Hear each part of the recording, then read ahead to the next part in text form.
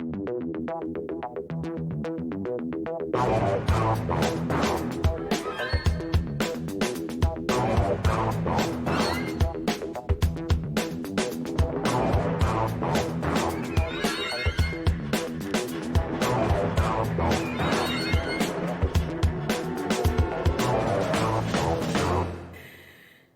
to Discussing Documentaries. I'm Tinks Sterling, standing in for Matt Wills, and this is Rick Wharton.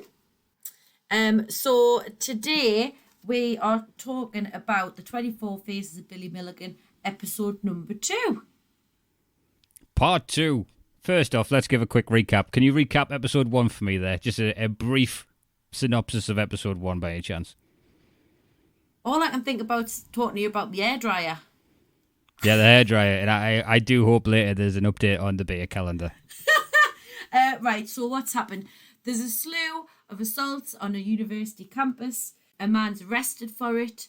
Think that he has multiple personality disorder, and we're left on a little bit of a cliffhanger. He's in prison. He's being, what's it called, interviewed by all these doctors, assessed by all these doctors. He's going in for a plea of insanity, so therefore he can't stand trial in the same way and be responsible. And then we're left on a bit of a cliffhanger because it seems like there's going to be a lot more to his backstory that we're going to find out about. Oh, one hell of a backstory. They drag us through some misery. I like the opening thing, you see, because the best part of it is the footage of Billy being interviewed with that grainy footage. Yeah. Mm-hmm. And it starts with him saying, if someone goes to hurt me, I go to sleep and I wake up and I'm not hurt, which I can actually identify with. Yeah? Like, if I was ever in trouble at work, I would just yawn and I'd just wake up unemployed.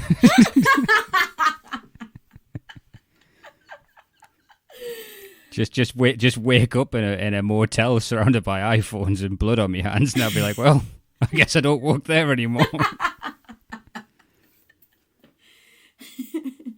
Oh, we're very different when it comes to work, aren't we? Well, there's also, because due to having all the trainers we've had in with the dog, apparently yawning is a sign of anxiety. So I wish I knew that 10 years ago. Could have went to HR. HR at the bookies. I'm not sure that existed then. It's my anxiety is why I got my feet on the desk. But it starts off very similar vein, so it shows you Concorde, like 1977, you got Concorde coming in, and then it's just like, Concorde, the groundbreaking of aviation, and it's like, Billy Madison's a curious case, and like, they're trying to slam it in with anything culturally relevant as humanly possible, which that could just be to, signify the times, but also boost its importance. Well, yes, I do think it makes you feel part of when it was. So anything you know about that time, it's reminding you of. But I do also think that it was quite important because of because that whole book that I forgot the name of, Sybil, yeah, did have a lot of cultural importance. And I think that's got a lot to play within the case, hasn't it? Massively. And that starts to come very evident throughout this one. I was just going to say, I was like listening back to the episode 1 when I play it cool, Tiggs. Play it cool. No, just to check. And when you were saying, like, because I'm trying to correct you on something, and you're like, yeah, that's what we do here. We make it correct. We don't try and make jokes. And I'm worried that I have put too much. I'm worried now. We've not been cancelled yet. Your episode's been live for a full 3 hours, and the complaints are barely in the treble figures so far. All right, so we then go through the horrific backstory of Billy Miligan, and thankfully it's got talking heads from people in his life. Otherwise it'd be difficult to believe him, if I'm honest. Mm-hmm. Yeah, definitely. Well, I mean, the mum comes into play big time here, and I mean, well, sorry, I should say his brother, Kind Face, and Kathy, lovely lady, are kind of talking about their childhood and like their mum before they were even born. Poor woman. Yeah, so abandoned, raised by strict Catholics, married an alcoholic, left him to go singing, met comedian Johnny Morrison. They've always got a dark side, haven't they, Richard? They're not stable people. They are not. Well, that's what I was thinking though. As they're explaining, like the first husband, already alcoholic, it didn't go very well. A divorce in the 70s, that's pretty damn traumatic. I think it was the 60s, you know. I don't know if this is weird. It's how many times the brother Jim points out that his mother was attractive. Well, somebody's got to stand up for the poor woman. It's because he's got it. It's kind. It's lovely. Oh. I'm annoyed now. I just think he's got such a kind face, just sticking up for his mum, because no bugger else will. And, sorry, booting off again. You've identified with Jim.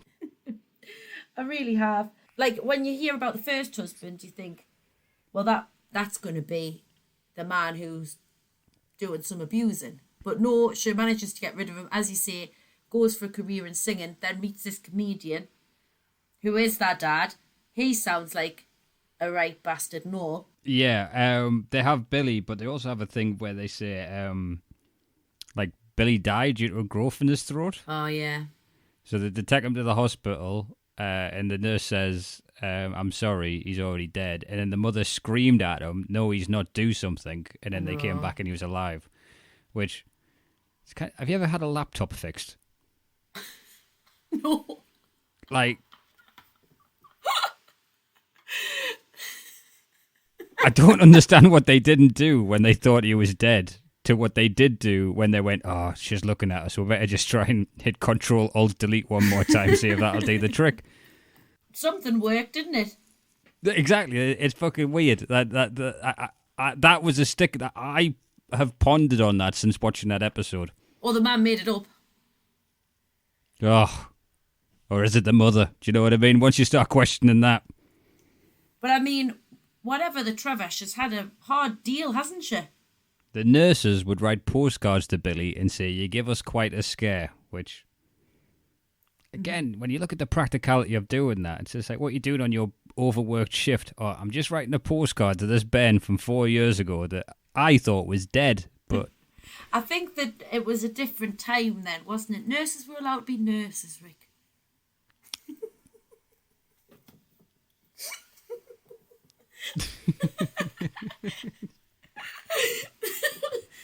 Someone's really cultivating a radio personality, aren't they?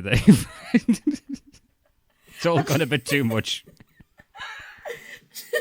It was the 70s when nurses were treated with respect. But just when they had a bit of time to actually put in the element of care that they need to. Because care isn't just physical, is it? You'd almost get on board of that for the sake of bridging to the next point. I feel like I might end up rushing through. Actually, yeah, you'd say the next bit. So the dad, the actual dad. Yeah, he...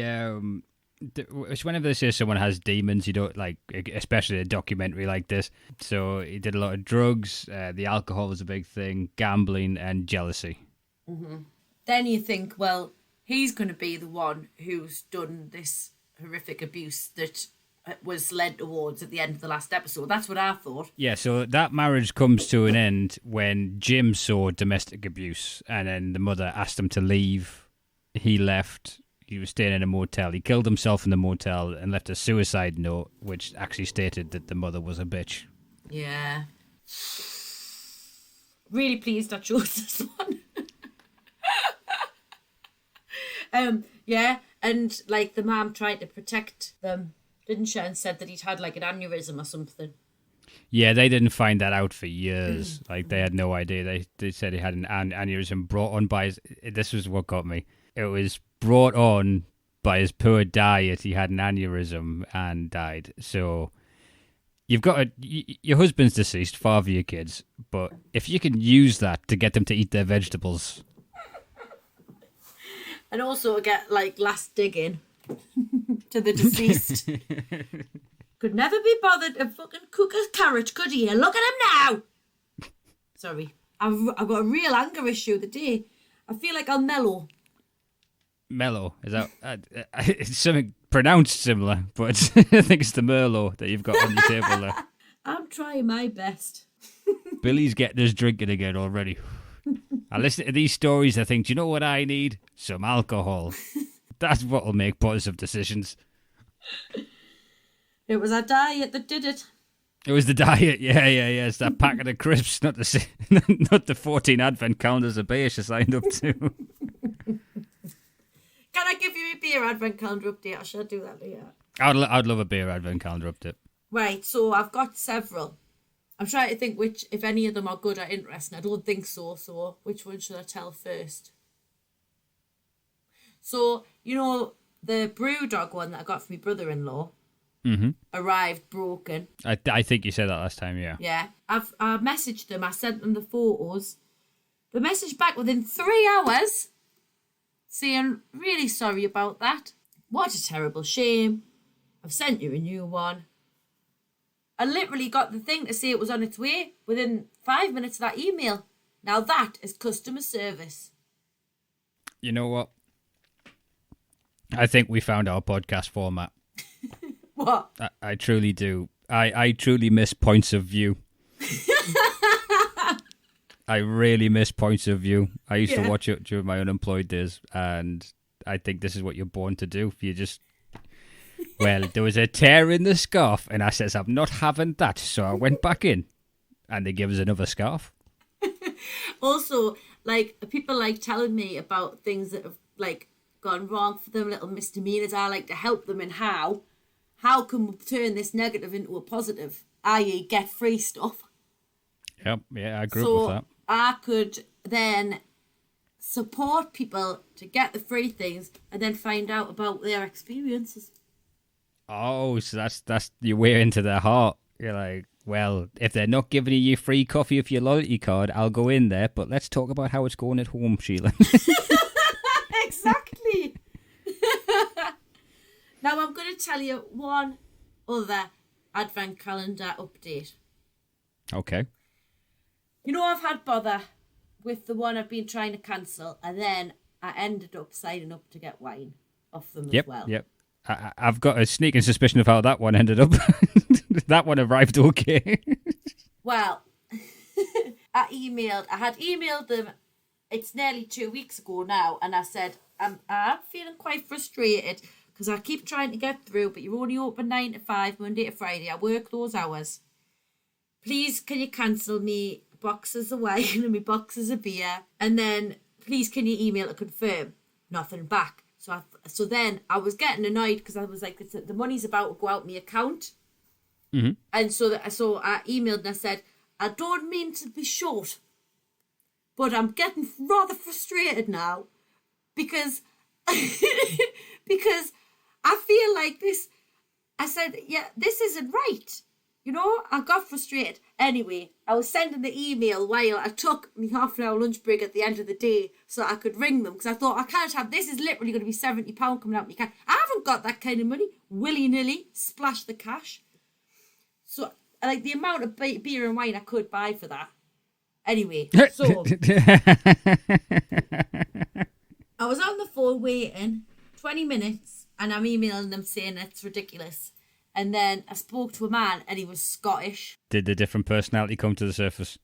Well, I love Scottish people. All of them. Like, that. No, that's too much of a sweeping generalisation. But I just love Scotland. I love it when people... and I thought, oh, fuck. This is going to be my downfall here. And I said... he'd asked us how my day was. I'm straight. And I was like, you know what? And I nearly said, all the better for speaking to you. I said, no, stay strong. So...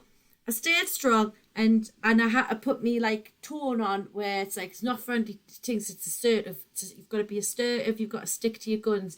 And then he was like, so can I ask why you're cancelling? I said, well, I'm really frustrated with the service and I think you should be able to cancel online. He said, well, you know, there is actually an email address that you can cancel on. And I said, well, take this as a piece of customer feedback that email address is not easy to find. Because I'm not an idiot. I said, I'm not an idiot. And he said, I'm not trying to say I'm an idiot. I sound like a right twat, don't I? But anyway, I was really drawn in, managed to cancel the beer one, right? So, tick. Then he said, I see you've also signed up for the wine subscription. I said, I have. He said, did you think it was good value? And I was like, yeah, it's all right. Like, they're quite good wines, but I haven't got that kind of money to spare. He said, well, I can give you a £10 voucher to make it less for the next 2 boxes. And I was like, no, Tiggs, no. And I said, no, please cancel it, which was a few of the hardest words I've ever had to say, right? See, I can just picture as he's saying that, just as after he's put the voucher on the table there, you just see him in a video chat just pulling out a bagpipes. What the hell bagpipe song was that? I started thinking of that bit before I thought of what a bagpipe song was. Yeah. And then, but there really isn't a good end to this story, but I did manage to stay strong. He said, why are you cancelling the wine one? I said, because it's been so difficult to cancel. And then he got shirty. And he said, well, you've only just signed up to it. And I said, oh, no. And I was like, okay. I said, I think you know what I mean. He said, are you willing to give some customer service feedback? So I said, of course, no problem. He said he'd send it over. So he emailed it over, right? I'm now cancelled on both. He emailed it over and he said, oh, please would you mind feeding this in? If you mention filling this in, the feedback form, if you mention my name, I get a free beer at the end of the month. And I thought, well, good. I want them to have a free beer. You've applied for them. If that's the end of the story. I work there now. So I looked at it and it was really... This is another thing I'm annoyed about because it ends up going to Trustpilot. And so you're not actually doing them out of 5 for that customer service, which I would have given like a high score on. They're actually making you do. It leads you to a page where you're actually giving feedback on them as a company and their service and whether you would trust them on Trustpilot. Shit. Now, I think that's really wrong, so I'm going to have to ring them back up again on it. It's just not morally right, is it, Rick? It's a gamble. Oh, in case I end up signing up again. But no, I mean for them. Like, if I need good customer service thingies, I wouldn't be like, oh, this woman who's rang up saying she's pissed off. Do you mind going on Trustpilot and just unloading on us, please? No, but well, it's because I'm friendly. I think I'm making it come across like I'm like really harsh or rude or like try and get things, but I'm not. It's because I'm so soft that I just have to remind myself to not end up inviting them round for tea. I've just got to remember that the point of ringing up, right. So when I'm like, so don't be, I've got to remember to be assertive. So not like I'm going to be like, oh, I'm really annoyed. I'm dead calm and like say I understand, you know.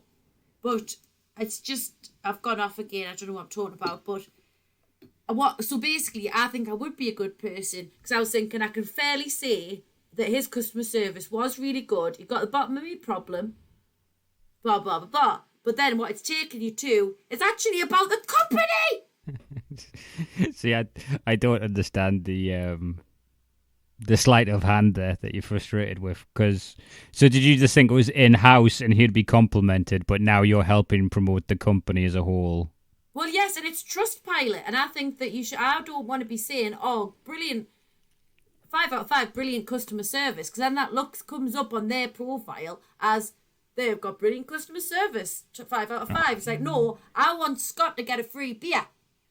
Right. Okay. All right. So now I'm picturing very angry ladies in concert turned up in your garden with broken cases of wine, going, "Well, fucking 5 stars, my ass, tinks." But I kind of come up with injustice. We've came across something majestic this week. What? It is... fuck, I wish I'll remember what it's called for next time. But basically, it's like Uber for handymen. I thought you were going to say for hand jobs. So is this something you've been getting in together? Whatever floats your boat, guys. Just someone turned up in a Prius. You're like, well, you shouldn't have took 7 minutes. 1 star. Didn't even get in. No, it's for handymen, and the guy. It's like, honestly, it's like 18 quid for an hour, and like it now sounds like I'm talking about hand jobs, but they'll do anything. And Had a bloke come round, he's fixed me TV on the wall. He didn't steal anything the first time round, so I'm like, oh, this is the start of a friendship. He didn't sneer at us when I was sat playing Football Manager as he's doing labour with his apprentice. Oh, now there's a million things about here that you are going to get to do, sir. Well, I definitely want to be involved in that because I have some jobs that I can do round the house, but need like an extra pair of hands for. I love that because I know you're like, no one's doing it for me, and you're going to be whereas I'm very much, I was yawning a lot. I was very anxious that I'd be asked to do something. No, but it's because I just love to learn. No, but I can't, I steer away from doing things with electrics and gas. Wise, very wise. But I want to learn a little bit more about electrics, so I just know a little bit. Now, there's a couple of things that I know will take somebody fucking 10 minutes, and it's doing me tits in that I don't feel confident enough to do it myself. So this sounds ideal. I've totally taken over your story, but do find out the name. Because I'd like to employ them. You get a whole bunch. Like, it's just, these handymen are just available, and you book them out for like an hour at a time. Oh my God, that is honestly going to change my life. Because we have had so many conversations where we're not allowed to get a cleaner, but if he's got some time left on the hour, it's just like there's some washing needing folding there.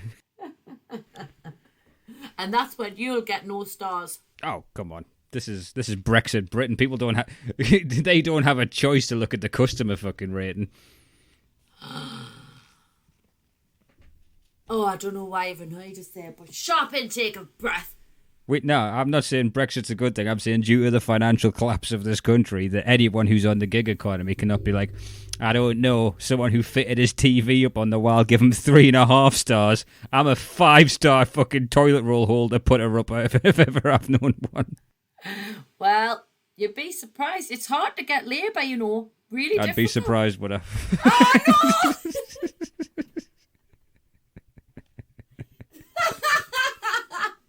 It's funny, we all become what we hate eventually, don't we, Tinks?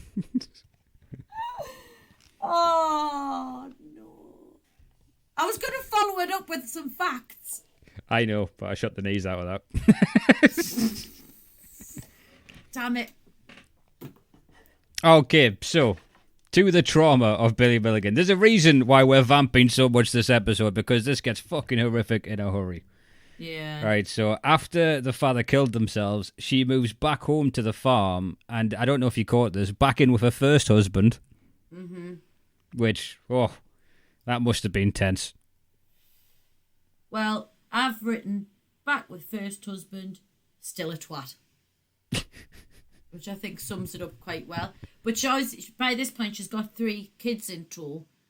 Yeah, she's got 3 kids. And I can't remember if it's the brother or the sister, like, of Billy, who says, you got to imagine, like, Billy's 5th birthday, well, he's doing the maths, must have been fucking awkward. Like, no wonder he's pretending he's different ages his whole life. Yeah. What do you mean he's 6? We've already been divorced for 3 years, you fucking bitch. But Billy's the youngest, you know. Yeah. No, I think the sister might be the youngest. Yeah, so like they kind of obviously set the scene. So now it is like the late 60s, early 70s, and they're saying like obviously she couldn't manage. She literally could not manage without somebody else to support. That's a reoccurring theme in these as well. You know, women find themselves in this situation because it was such like a, fucked up society for them back then. And she sounds like she really has tried to bloody make a go of it on her own loads of times and to like follow her dreams and whatever else, but she just gets shut on, doesn't she? Got a job at the depot factory. She got divorced. No, yeah, she got divorced and she married Chalmer. And he's the guy. So he's got a daughter from his previous marriage, Charla, and then they adopt each other's kids. Can I just put in a bit there? Without a doubt. So I think it's Jim, the brother, who says that finally she'd met someone charming and nice. And that just broke me heart because he's seeing this abuse of his mom. And then he's like, oh, right, okay, finally, we've got this family unit. Yeah. And they think that this is the start, because they've already been through a lot of bloody trauma. Already, like, alcohol abuse, drug abuse, like, violence. They're already going to suicide. be messed up before this shit happens to them, yeah. And then when you're saying about the adoption of the children, that's another thing that Jim said, that they had no choice in being adopted. It wasn't ever a conversation. And you just think, bloody hell, man. That's hard, isn't it? It gets worse. I got to be honest, around that house, the last thing they were worrying about was the paperwork. You're quite right. They come in, they find Chalmer banging the mother's heat off the floor, and the sister says Billy was in a hunched position, buzzing with his little bee character. Don't, that's the character that did the assaults. The bee's evil.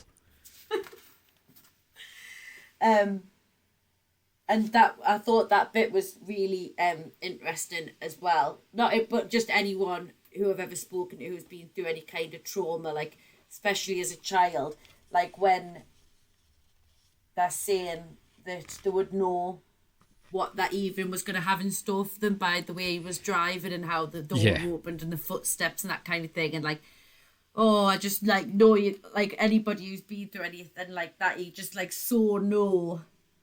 Oh, horrible. Even on like a minus 3,000 extent. Like I remember when my brother was going out on the drink and we shared a room, and you now when he came back and you look at you and breathe and you'd be like, well, this isn't going to be a fun chat. But I mean, it was like, that was the thing, is that he became, from this like nice charming man, he became someone that everyone, because it goes back to friends talking about it, school friends, people who lived in the village or the town or whatever, saying that they knew what kind of night that the family were going to be in for, depending on how he drove round the corner. Yeah, what's the pub called? The Doghouse. They said he'd never passed the Doghouse without having a drink. Yeah, that is a great name for a pub though. The Doghouse, yeah. That's, you meant to go there after the argument, not before, though. That's where Chalmers was making the mistake. There you go. The way he used to punish the kids is he'd take them in the shed and he'd put a phone book over them and punch them. Oh, it's fucking ruthless. And then they start taking them to the farm. One of the times they called the police due to domestic violence, and this is one of the most... The police turned up and Billy said, arrest him, he's hitting my mother. And the police said, if she was a better wife, he wouldn't have to hit her. Yeah, I wrote that down as well. Oh, that's the book you were planning your wedding in. Yeah. I mean, yeah. Thanks, COVID. But I mean, comparatively, I think I'm all right. That is one of the things you appreciate about these documentaries. It really offers some healthy perspective. Sure does. And so this is all cut between footage of Billy talking and his different personalities, and they're all named. And I'm really starting to see how this is put together with Billy now, right? So you have Arthur, who's the English one. Right. He's the one who tells the doctors what's wrong with Billy. And he's always sat cross-legged. He's got his fingers over his mouth, just like, Billy's attitude towards women. That's an interesting question, yes. How do I describe this? It's a very big misconception that he hates women, okay? Billy loves women. Oh, God, I blocked that bit out. Because I'm seeing how he's pieced it together with the psychiatrists, if he's faking. Yeah. You've got the person to blame, the person who doesn't speak, you've got a person who convinces them this shit's real, and then you've got the person who lays out the story. Yeah, Did you ever watch the movie Final Destination? Oh, no, in my head I was singing Never Ending Story, but that's a very different film. That's a very different movie. That is a very different movie. Well, can I counteract your question with, have you ever watched Never Ending Story? I have not, no. What? Anyway, Final Destination, as you were. Right. Is Never End the Story the one with Willow? No, that's Willow. Never Ending Story has got the big dragon wolf dog in it who looks like my dog Crumble. Right. Rings a Falcor. bell. Falcor. Do you know what? To be fair, I watched it recently and it's shit. But it was a good one to love when you were little. But it's very distressing because a horse gets stuck in some mud. Not as distressing as this documentary. Nothing's as distressing as this documentary. Yeah, you're welcome. But no, I wanted to do this one. This is Matt's very empathetic, so it really bums him out when we do long series of misery. Whereas this one, I'm happily to see what Arthur has to say. Yeah. But what was it? Yeah. So Final Destination. Someone has a dream. Dreams that the aeroplane's about to crash, so he freaks out, and 6 of them get off the plane. The aeroplane takes off. The aeroplane explodes. And then one by one, death is coming for them. And they all die in weird circumstances or by happenstance and all these other, inventive ways you can die. But clearly, when you watch the movie, halfway through it, they've had to insert a guy to explain that that's happening. The guy who played Candyman is in a morgue, and he goes, "Let me tell you something." And I'm going to say Billy, but that's probably because watching it. Death missed you. And it's going to come back around and get you, and you have to figure out when it's coming. And then, so he explains the whole plot of it in a minute, but you can tell the very first cut of that movie didn't have that, and it just doesn't make sense. Which that is the role I think Arthur is playing. Yeah, Yes, Billy, the thing is, he stubbed his toe when he was 4, and that is why he held up a lot of liquor stores. Well, I mean, there's no doubt in the fact that the level of trauma he's been through, he would have probably done some fucked up shit. Regardless. Oh, if the stuff he says that happened to him on the farm happened, from sexual abuse to being buried, having to have like a breathing apparatus so he could breathe whilst being buried alive. And weed on at the same time. Oh, in weed on, fucking hell, down completely the pipe forgot that was his air pipe. But then that's the thing, is that it doesn't seem like... It pretty much doesn't seem like that can be false, I suppose, what I'm trying to say. Because obviously it's his siblings that are saying it, but then also you've got all of the young people from when he was little saying, and then there was that bloody friend who said she'd seen the abuse. Can you remember that bit? Yeah, well, the friend said that, but then, you see, the police saw the abuse. Do you know what I mean? That's true. It's a different time where it's like, if fucking adult women aren't being listened to, prepubescent women certainly aren't. No, it was just like, she, like the friend who says like she'd seen some of what had happened, and like in the shed, and she's just like filling up, and again, like, and she says like you just say how much guilt she feels, because she's thinking, if I would have done something then, would something have been better for him, and then would he not have done what he did? Yeah. It's that's one instance. Do you know what I mean? I think she's catastrophizing and kind of beating herself up more than necessary. But that's what you do. I think I would be the same. Yeah. But I do think her saying something would have made zero difference. I agree. We should ring her up and tell her. Oh, she'll be listening to this. She'll be leaving 1-star reviews on Trustpilot. I hope not. Oh, and then it keeps on showing you Billy's paintings, and one of them signed by David, which I thought was a touch of genius. What, signing them by who's done them? Oh. Yeah. So, like, he's painted it, but he's wrote David on it. Yeah. I suppose, like, that's the thing. Like, that's what I was going to say before. Like, you would definitely have understood saying, whether he's proven as sane or not, the things that he did, which are absolutely awful, considering what's happened to him, you could imagine that would totally just happen. But what they're trying to prove here is that he's not fit, that he's insane, and therefore cannot be prosecuted as someone who's sane. Yeah. And so that's what they're trying to prove. And I feel like in that instance, again, we don't know what we're talking about, but he does make it, if that is genuine, then fucking hell, it's the easiest thing for the bloody doctors to work out ever. As you say, because he's signing things, David, he's got somebody telling the story, he's got these people who come in when the other personalities can't be asked. I was listening to a thing the other day where they dug up Jeffrey Dahmer. They dug up his garden. Oh, yeah. To see if there was any other victims that they didn't know about. Mm-hmm. But what they'd actually found is like animal skeletons aged to when he would have been a child. So if he had been caught sooner by these trigger warnings, do you know what I mean? So if his behavior or if these mental illnesses had been caught sooner, it wouldn't have escalated to what it was. So like when he was in jail prior to the assaults, he was psychologically evaluated mentally ill, but they didn't treat it. He was just there. So if those things were in place, maybe it could have. I think that's the thing, though, isn't it? You've got to be unwell to do any of it in the first place. That's what's always amazed me. Wait, it's fucked, isn't it? Like, so then you get into a whole psychological debate on what is accountability. When does it? Oh shit! Let's not go down that. But I mean, I guess they do, don't they? Like that's what one of the prosecutors was saying. It's like undisputed that he did it, but is he responsible? Yeah.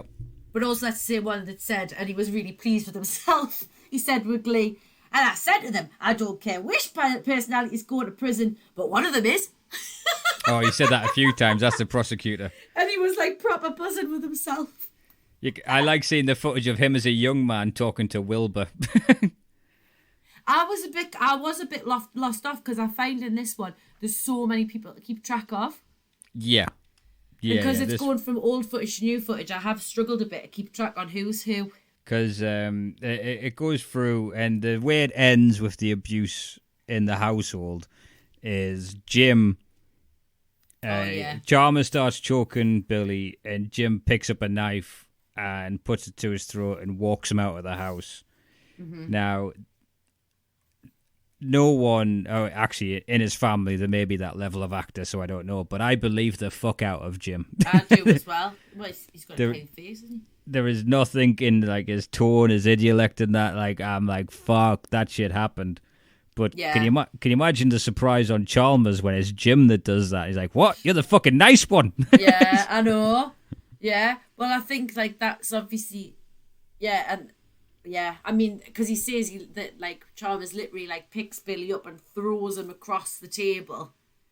Yeah. And then, like, as you say, he, like, gets a knife and says, like, if you come back here again, I'll use it. And he never came back.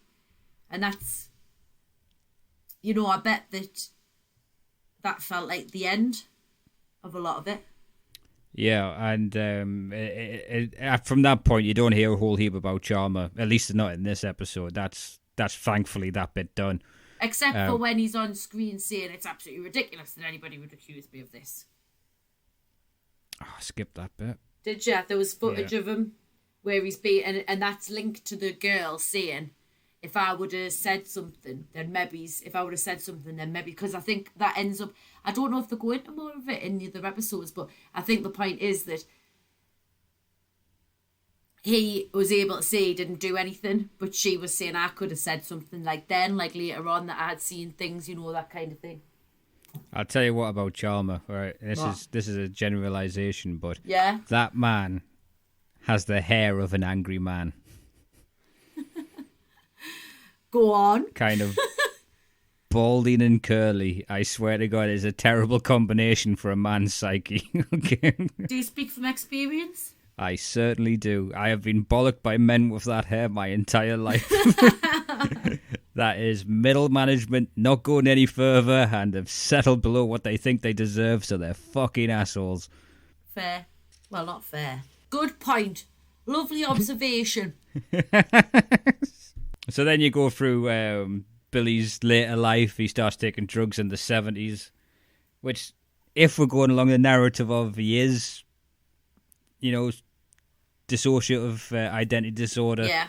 Things like drugs at an early youth level can fucking mess up a person's psyche. Definitely. And that can, you know, that's coke in the 70s and fucking how much weed.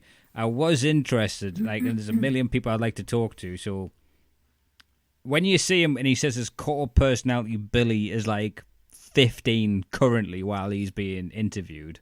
Uh-huh. What accent is he asking drug dealers for drugs? Do you know what I mean? Like, So if he's saying all the things he did wrong was by another personality, is he Reagan going, I would like more weed now?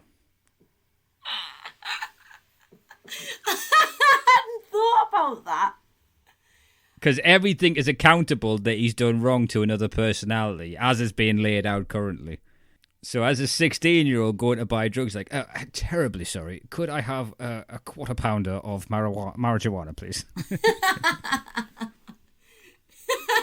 Yes. My friend has a penchant for rolling L skins, whereas I prefer the king skins. It does much hilarity does ensue. That's tickled us. Well, speaking of being tickled, now the crime star.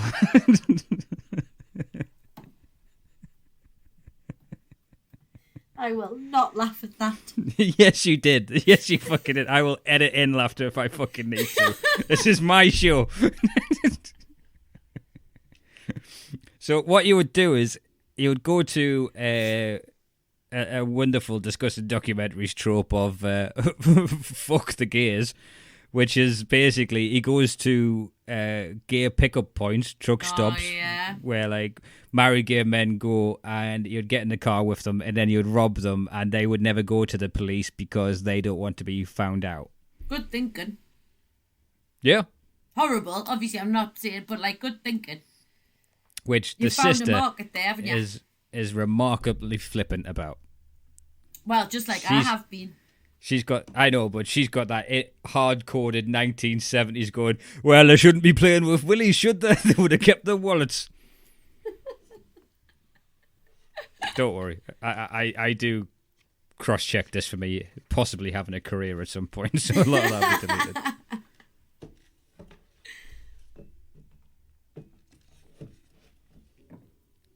I will not give blowjob. You give wallet. What? You were English a minute ago. Like, sorry, I actually rang for a handyman, not a hand job. Can you put this toilet roll holder, please, mate? Pass some tissue. Why? I mistook what I was after. Sorry, I went a lot closer to the speaker when I did that laugh. So he robs the drugstore. He gets a plea bargain, which then he got sent to Lebanon, which I believe was the bad psychiatric ward. No, he just went to normal prison, I think. I see in the first one they said there's two, and he got kind of... Yeah, but I think he went to just a normal prison, not a psychiatric one, because they did it. I'm pretty sure at this point they're going over the notes, and Kathy's saying, and he was treated as a normal prisoner, so any issues he's got aren't being treated. Yeah, okay, that's fair enough. And then the assaults on campus happen. And she was saying, sorry, I am interrupting, Rick, but please do. Again, Kathy said that she was like, I always remember the day that we went to pick him up from prison. He was really happy, he was excited for a new start, and he was really trying. I remember the first thing he said to us, I would like gherkin now. And then she says, but then soon my intuition told us that things were going wrong, and that's when all the lines coming out in the paper about these attacks, and she was like, my intuition. Yeah, and so you see Billy talking about this, and he starts talking about how, yes, Reagan started to meet bad people and started to take speed, and I'm like, that's the last thing to give Reagan. Don't give Reagan some fucking speed. He's like Billy from The Boys. He's fucking nuts. He's already got a rage on. He's already raging. They put the...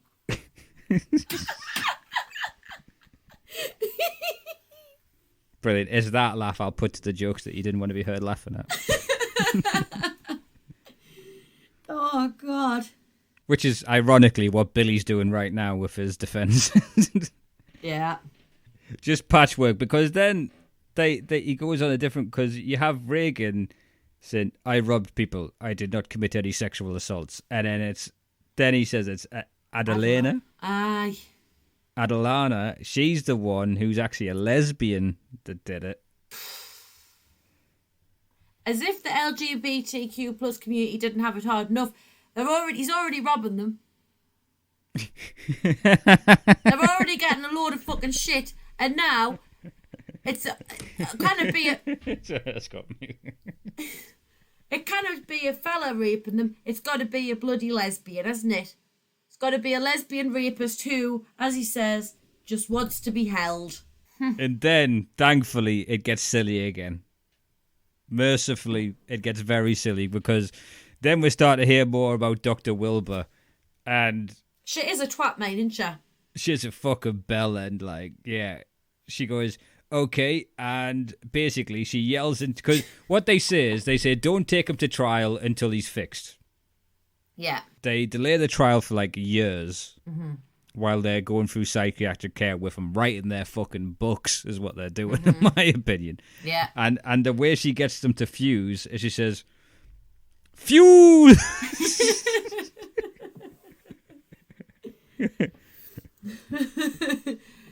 Let the fusion commence.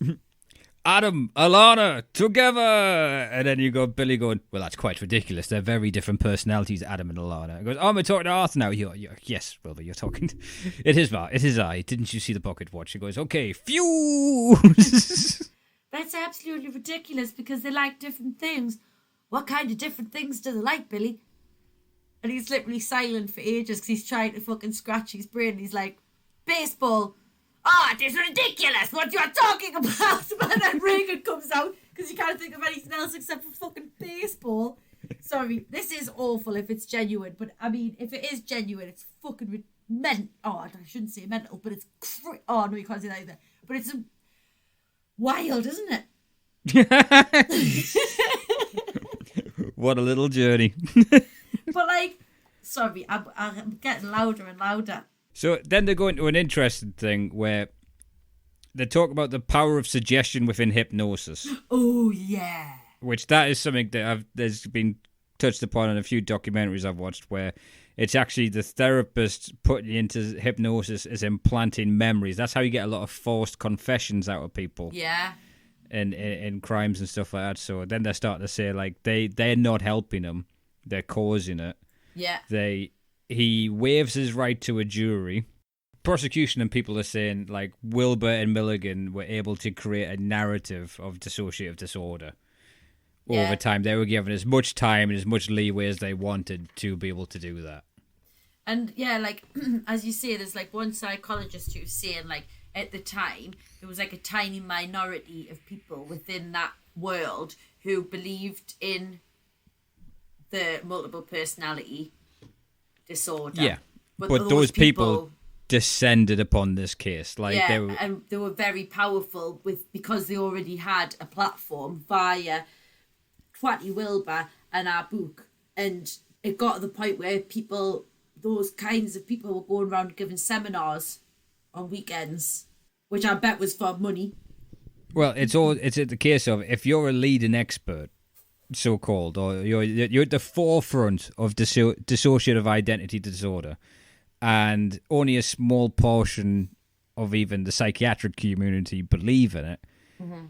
This is a landmark case. So not only are you the only expert, you're going to be heavily weighed into, right, we can prove this shit is real, and it gives credibility to my work. So there is that element, and Billy could have played this off, but this is a long con, like, if it is. Oh, definitely. But it's like and obviously the way that it's edited, we don't know all them tapes, do we? And it is like it constantly, the way that it's edited, the way that the story's told, it makes you feel like he's bullshitting, but then you think about his childhood and you think, actually, that's totally viable. And then you see some videos and you're like, wait, actually, no, because it's ridiculous. And then it like go back and forwards. But there's that bit where they say, when he says, like, oh, like, he asks about prison, and then Dr. Wilbur says, well, you might not have to go to prison. Yeah, and it's very carefully selected which bits you see. But I thought I was like, bloody hell, Wilbur. But then there was that really, I don't know, because this was, like, past footage, and I couldn't work out who it was, but there was someone who was, like, on the kind of panel with Dr. Wilbur and Dr. Harden, and he was saying, like, you've got the caring people, the carers, the psychologists, psychiatrists thinking this is a broken person who needs to be helped and supported. If he goes to prison, he's not going to have the support that he needs. Yeah. And so they're trying to fix that. But then that's also can be giving him excuses, and that's not necessarily helping him either. So I thought that person had a solid point. Can't remember the fella's name, but he seemed. Was he the very well tanned one? Well, no, it was black and white footage, so it might have been him. Right. Okay. Might have been him in the past, but he looked taller. But in fairness, I do think he shrank in a prune-like way, so he was maybe 6 foot. He did have quite big hands for the size of the fella. Right. He wasn't in spooky anything, by the way. No, they've done away with that by episode 2. There's a couple in like a bank vault, but the rest of them. But so a very telling thing, I think is a key bit of information. So for one case of sexual assault, or for one count, of sexual assault was 10 to 15 years. So the amount that he had perpetrated, he was looking at 100 years to 125 years inside to the letter of the law. So you'd really commit to the defence. And they said they weren't going to have a trial until he was fused, which they let this nutcase Wilbur, which again, it's fascinating since the documentary is so horrific, one was leaning on her being the bad guy. Do you know, it's easier to point at her than go, well, she was never peed on through a telescope, or at least I don't think she has. Because the way it's cut, it kind of makes you think they've spoken to him for 5 minutes and he went, "This is preposterous. I am taxi driver." And he goes, "See? That's weird, isn't it?" You don't know all the hours and hours of conversations I've had. But we can only judge it on this, and on this, I think she's a fucking twat. Have I said that? Oh, yeah, Wilbur, yeah. Like, I don't like the fact she's trying to dress like a psychologist. Maybe that's how we've only met ones that have based themselves on her, so maybe actually she was the first one who dressed like that. Oh, there we go. See, no matter how much Tinks dislikes someone, she will not throw a fellow sister's fashion sense under the bus. She'll be like... A fellow sister? Fucking hell. I'm just going to have Spice Girls playing us out on this one. We have moved the needle for so many communities. I'm angry with you now, but I'll just continue because I'm a professional. I'm just glad we've managed to hide with guerrilla marketing for Brewdog in here, so that was pretty slickly done. Now, where were we? Sorry, you keep going, and then I've got something to say. Wait, because it brings it back down to earth. Every time it gets daft, it does slap you a bucket of water with harsh reality. So you hear that you have the prosecutor saying, like, look, one of his victims was engaged to be married, and due to her mental state, that fell apart, and she lost that relationship. Do you know what I mean? Like, these were people who had their lives fucked up, and then you fucking go to court, and he gets not guilty by reason of insanity. Because, oh, by the way, when they've got all the fucking... once all the specialists say that it's DID... Wilbur stamps her feet 3 times and yells, "You're fused," and he's like, "Yeah, let's do the trial on Tuesday. We're ready." Yeah. And like as you say, like it's all those prosecutors, and you can see like there's, I cannot remember what this fella's name was, but there's one in a non-spooky corridor, and he is like, I was so upset. Like, these are people whose lives have been absolutely ruined. And they don't get. We wanted justice for them. And you know, on the other side, there's a psychiatrist or psychologist who says, you know, when a victim becomes a perpetrator, my alliances, allegiances sway to the other side. Because it's about the safety of the public, which is a difficult thing to argue with there. Do you know what I mean? Yeah, like, I thought that was a very solid point. The question of why it happened becomes null and void if there's a possibility that it could happen again. So it's about finding the way of like supporting that correctly. And I thought, like, you know, at this point, Jim says that he was very concerned about the victim's rights, that he was like quite shocked about that he got the not guilty. Yeah. And what that meant. And like, again, Kathy's sister says that like the worst thing she would ever think of is that a rapist behaviour could ever be excused. Yeah. I thought, well, I'm pleased they've gotten them bits in there. But yeah, And but mugging gay guys, she's fucking cool no, with. Like, yeah, she's like, no bother. It's like, yeah, he used to just take his wallets off him. And then he actually started doing crimes that I was sad about. That's a good point, actually. So there was a bit where he was pleading, and this is the prune guy who says this. I found it very difficult to take him seriously, but when he said this, I was like, ooh. He said, it may well be that he, like, oh, well, I can't say it properly because I only wrote down a bit of it. But basically he says that it may have been that it was like an insanity plea, but he felt that because of the time, because of the hysteria, because of all these different things, and or like a perfect storm, it was actually a temporary insanity of the system. Yeah, that's a great quote. And I thought that was very good, because then that leads you into the bits towards the end, which I feel like the tap on that they're going to tap on into the next bit, but like the newspaper articles that are like allowed to roam free, 2 rapes of patients in I was going to say hotel, in hospital, and you're like, fucking what? Oh, I didn't even clock that. Yeah. So it's like going through, and it's like doing that thing that it did. I mean, it doesn't leave you on quite the same level. Well, no, it does, because it's literally saying like he's allowed to roam free. The 2 victims are raped, and it's like leading you into the next episode. Yeah, he's kind of treated like he's free when he's coming out of the courthouse. Do you know what I mean? He's given that, he's allowed to talk to the media. Mm-hmm. Do you know what I mean? He's the one with a microphone in his face saying like, oh, I hope that this doesn't happen again and I want to be well, kind of thing. So it's not like he's just been led out the Old Bailey and shoved in a van off to Shawshank. I also felt like it was like he was saying like, I hope this never happens again to someone, as in, again, you don't know the rest of the footage, but it felt like, well, understandably, if you have got all these different personalities, you feel like you're not responsible. He was saying, like, he hopes that doesn't happen to someone again. I was like, what? Do you mean, like, the people that have been hurt? Like, do you know what I mean? Like, how? That's the quote of the episode right there. Just, Billy Miligan. How?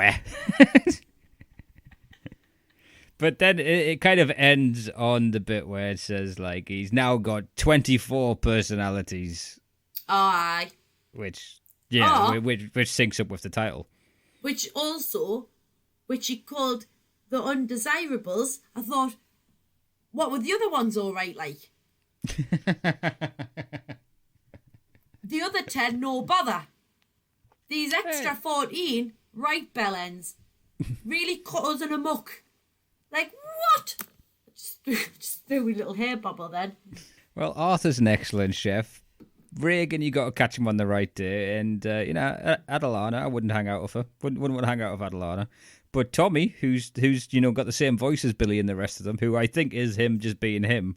Because he says Billy's like 6, so he does like, oh, no, is this guy here? What's going on? He's always dodging his eyes, and then he rubs his eyes, and he's like, oh, hi, I'm Tommy. I talk like I'm the age that Billy should be. I like baseball. Do you want to talk about baseball? No? Well, here's Reagan. Wait a minute. So what age is Billy supposed to be?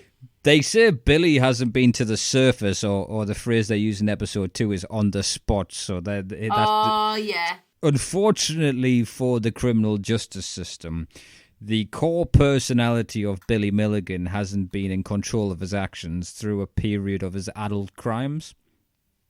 So he is locked as a 12-year-old talking about his abuse as a child, which it's not the first thing I would talk about if I just came to life. But again, for smarter people, for me to decode, it's just, he's good at accents. He's really good at fucking accents is what I'd say about Billy Miligan.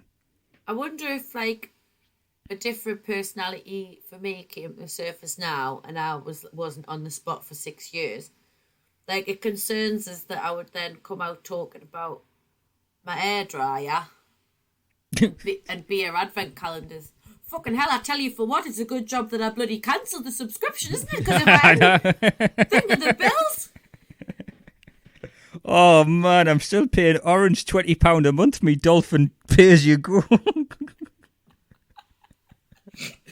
Just a little snort. Tell us I've still got ITV Digital. Tell us.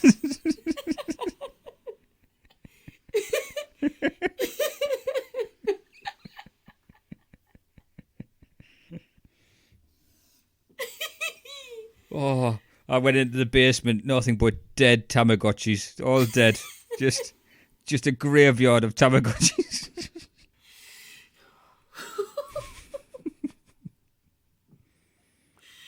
Oh, I've gone.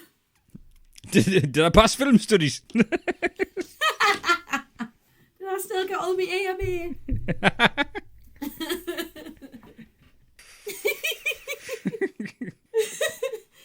Oh dear. I'm now really just genuinely thinking, like, if... I mean, obviously I'm making light of it. But imagine now, like, genuinely, right, if you were off the spot, right, for 6 years. I'd want to know who shaved me fucking head. I'd want to know that in a hurry. Where's me GHDs? Yeah, what do you think? Right, so let's do it the other way around. It would take me a while to realise because I've still got the same clothes. Aye, that's a good point. But then, what I was meaning was, if it was now that you were off the spot and then woke up in 6 years, but it's too hard to look into the future. So yeah, let's do it your way around and look back from 6 years ago to 6 years ago. Lucky, much like bowling with the sides up, I would still have Hourglass keeping things on track. Ah, that's a good point. That's good. Where would I be in 6 years ago? I'm trying to think what... It's the things that I'm manically excited about or fucking living about change on like a half-hourly basis, so it's quite hard to know.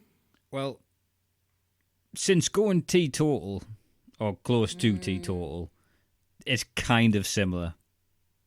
What is? There's a lot of, like, blank areas to your years. Well, I like to think of myself as more as a functioning alcoholic, so... Which you are, very much so. The problem is that it's not with you, obviously. I mean with... Is that what this is going to turn into, is it?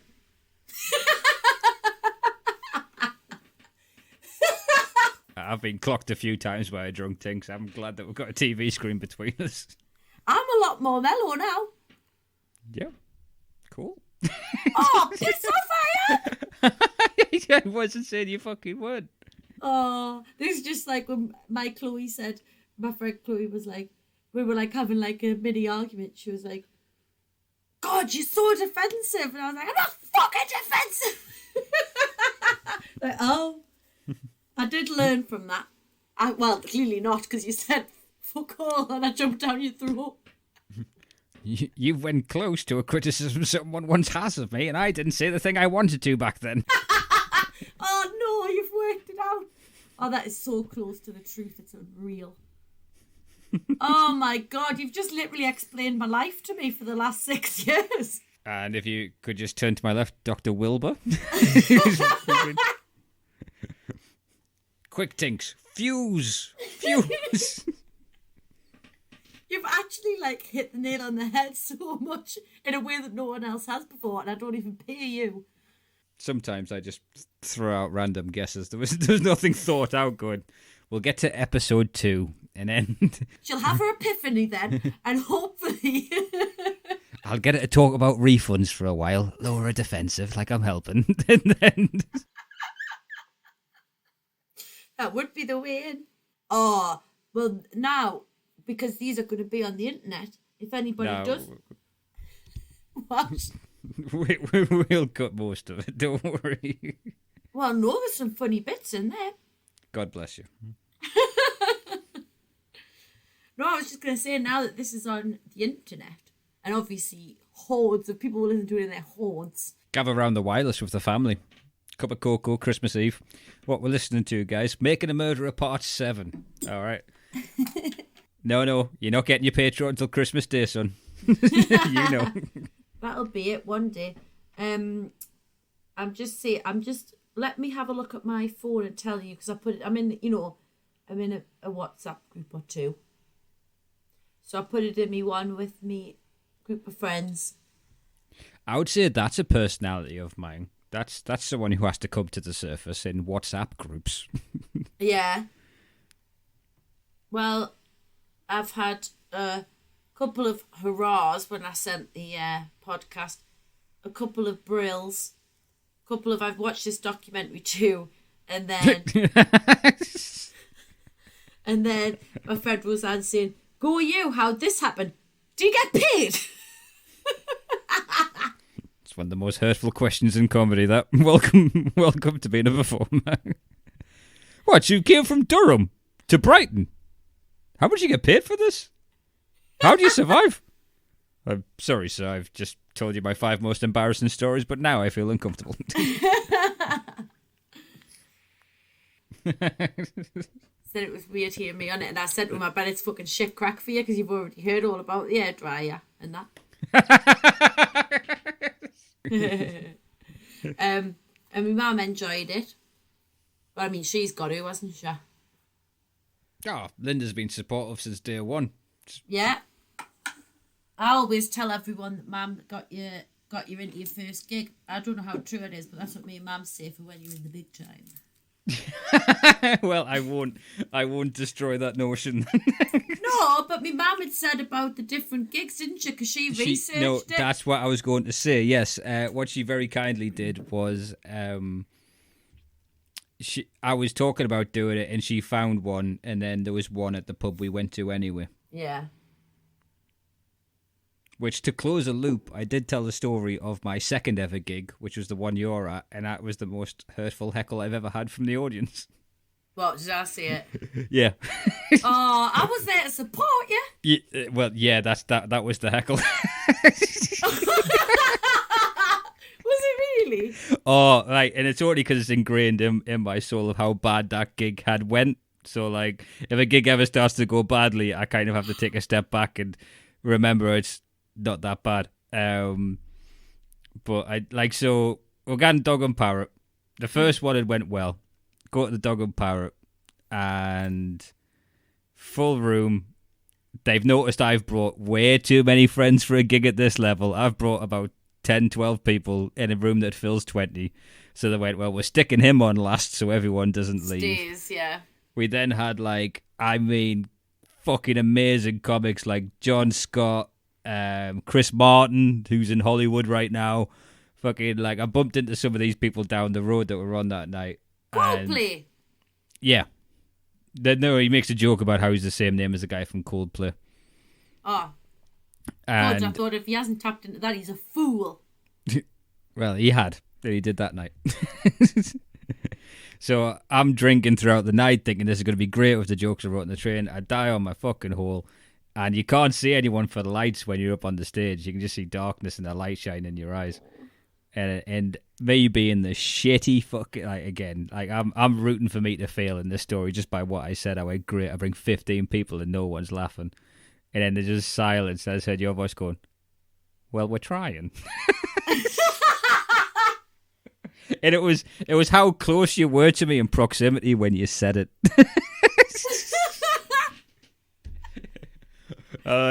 Whew, that one hurt. Oh, no. Oh, what a fucking bitch. I don't think I was saying it for the laughs.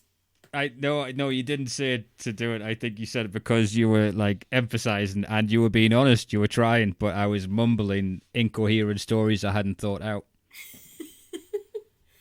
Well, that was before I'd learned how to give feedback. Well, I'm sorry for past me, but I also can't guarantee that future me won't say anything equally as cutting. You may have noticed the invites have dried up.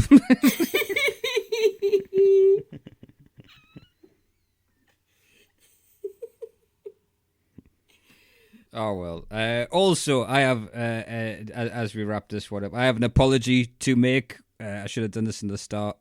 We initially recorded this episode 1, with the idea of recording them all, and then when we needed them, we were going to release them so they'd all be on the Patreon all at once immediately. That hasn't happened because the very first week that we had it, we needed it. So we're currently recording all of these to stick on the Patreon as and when. So episode 2 will be going up within the next couple of days.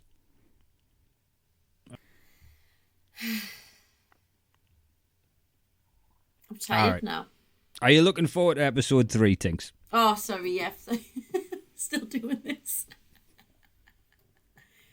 Am I looking for... I am, because I'm really... I can't remember what happens next now. I really can't. This is definitely past where I've seen it to now as well. So yeah. I'm looking forward to it. And I'm looking forward to watching the 3rd episode with Stuart, because he was really excited to watch them all as well. So, yeah, I'm looking forward to it. I'm looking forward to seeing where it goes next. I mean, I do remember that it gets even more ridiculous. Right, because for me, it's like, well, if this is episode 2, I'm very, not excited, but intrigued to see where the story goes from here. I'm trying to work out, well, it's not a spoiler, because it's just a place. All I'm going to say is Las Vegas. All right? I'm just going to say it. Take from it what you will. Do you know, like 90s sitcoms where they would always have the Vegas episode in season 6? Yeah. Like, this is Billy Miligan in space. I don't know how he got there, but... Yeah. Honestly, it goes... And I recommend to any of our listeners that have checked this episode out or the previous to watch this documentary. So far, I'd say it's worth watching. And the people who reach out to us and talk about documentaries to us on the social medias, I think this is a bit of them. So any of those guys, I would give this a stamp of approval for worth your time. Definitely. All right. Thank you very much for coming on again, Tinks. Look forward to the next episode. Thank you for having me again, Rick. It's been an absolute pleasure. All right, we're not doing that again. Right, thank you very much for joining us, Tinks, and we'll catch you on the next one. Thank you, love you,